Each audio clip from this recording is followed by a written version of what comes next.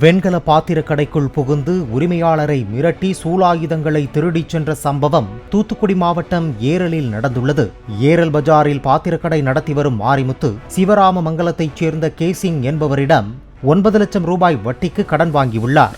வட்டி மட்டும் கொடுத்து வந்த மாரிமுத்து ஒரு கட்டத்திற்கு மேல் பணம் செலுத்த இயலாமல் தனது வீட்டை விற்று தன்னால் இயன்றது இவ்வளவுதான் என்று குறிப்பிட்ட அளவு பணத்தை மொத்தமாக கொடுத்து ஏரல் காவல் நிலையத்தில் வைத்து பேசி முடித்ததாக கூறப்படுகின்றது. அதற்கு பின்னரும் கடந்த 2ஆம் தேதி தனக்கு வட்டி பணம் வேண்டுமென்று மாரிமுத்துவின் கடைக்குள் புகுந்து செல்போனை பறித்து கேசிங் தகராறு செய்ததாக கூறப்படுகின்றது. அங்கிருந்து 2 வெண்கல சூலாயுதங்களையும் எடுத்து மாரிமுத்துவை குத்த முயல்வது போல மிரட்டி 2ஐயும் களவாடிச் சென்றதாக கேசிங் மீது போலீசில் புகார் அளிக்கப்பட்டுள்ளது.